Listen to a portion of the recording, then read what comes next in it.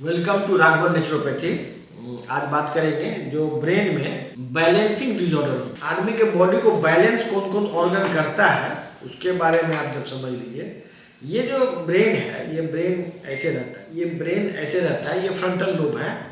और ये जो स्ट्रक्चर आप देख रहे हैं ब्रेन के पीछे, ये जो इसको बोलते हैं सेरेबेलम, यही स्ट्रक्चर ब्रेन बॉडी को बैलेंस करता है। यदि इसमें कोई प्रॉब्लम हो जाए तो बॉडी बैलेंस नहीं होगा।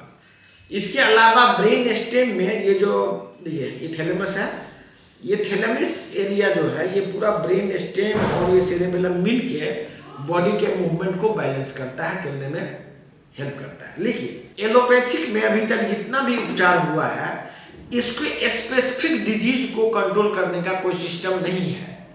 जैसे कि किसी को सेरेबेलम में कोई बीमारी हो, वो अंग्रेजी डॉक्टर के पास जाएगा।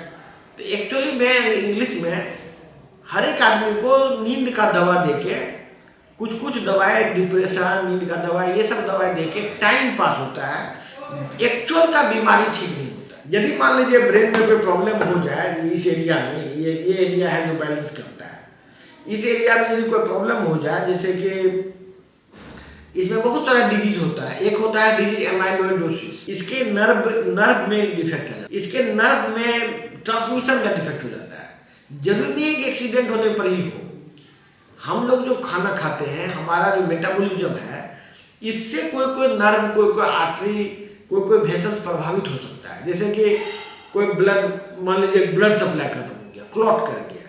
इसके अलावा उसका मेटाबॉलिज्म खराब हो गया, जिससे वो न्यूरोट्रांसमीटर नहीं बन रहा है किसी नर्व एंडिंग्स पे। तो ये सब तो साइंटिफिक बातें हैं, लेकिन ये इतना माइन्यूट स्टडी एलोपैथ नहीं करता है बीमारी। वो क्या करता है, वो सिर्फ यही कहेगा आपको कि ये बीमारी ठीक नहीं हो सकता, इसका कोई इलाज नहीं है। इसके लिए हम आपको तत्काल के लिए, राहत के लिए कुछ दवा दे देते हैं। तो राहत के लिए जो दवा दिया जाता है उसको बोलते हैं एंटी डिप्रेसेंट। डिप्रेशन का दवा दे देगा, नींद का दवा देगा, थोड़ा सा आदमी को रिलीफ हो सकता है, किसी को मिल जाता हो, लेकिन उसके चलने फिरने में कोई रिलीफ नहीं मिलेगा। आदमी को मानसिक रिलीफ मिल सकता है, मान लीजिए रात को नींद आ गया, उसके दवाई खा के इस टाइप का रिलीफ मिल सकता है, लेकिन चलने फिरने में कोई रिलीफ पेशेंट को एलोपैथिक दवा से नहीं मिलता है। उल्टा ये जो दवा न्यूरोट्रांसमीटर को चेंज करने का कुछ मेडिसिन, जैसे डोपामिन का, नेफ्रिन बढ़ाने का कुछ मेडिसिन मार्केट में अवेलेबल है। वो सबसे यदि कंटिन्यूअस खाएंगे आप, तो धीरे धीरे आपका नर्वस सिस्टम परमानेंटली खराब हो जाएगा। क्योंकि डोपामिन का लेवल पूरे ब्रेन में यदि बढ़ जाए तो आदमी फुल्ली डिसफंक्शनल हो जाता है, ब्रेन फिर काम करना बंद कर देगा आपका। इसीलिए डोपामिन का जो भी पार्किंसन डिजीज में डोपामिन के लिए दवा दिया जाता है, उससे प्रायः लोग फुल्ली पैरालाइज ही हो जाता है। हम लोग देखे हैं, जो लोग को पार्किंसन डिजीज में जो लोग दवाई नहीं खा रहा है और जो लोग दवाई खा रहा है, जो लोग रेगुलर दवा खा रहा है, उसको शुरुआती दौर में कुछ रिलीफ महसूस होता है, क्योंकि डोपामिन दे दिया, थोड़ा रिलीफ हो गया।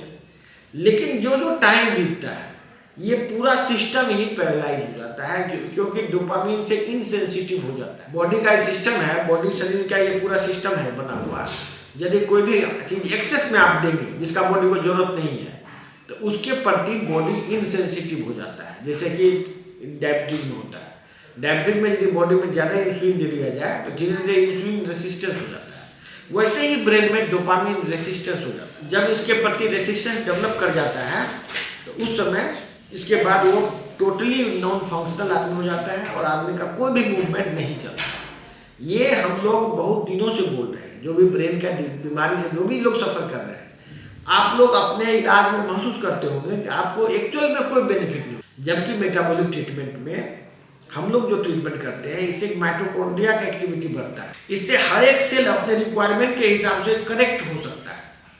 हर एक सेल पर अलग अलग इफेक्ट हो सकता है इस ट्रीटमेंट का। इसीलिए जिन लोगों को ये बीमारी है, कोई भी बैलेंस का डिसऑर्डर है, कोई तरह का पैरालिसिस है, कोई तरह का स्पेसिफिक बीमारी है जिसका इलाज आपको एलोपैथ में नजर नहीं आ रहा है, वो हमारे ट्रीटमेंट को अपनाइए और हमारे दिए गए नंबर पर बात कीजिए। हो सकता है आपका लाइफ बदल जाए।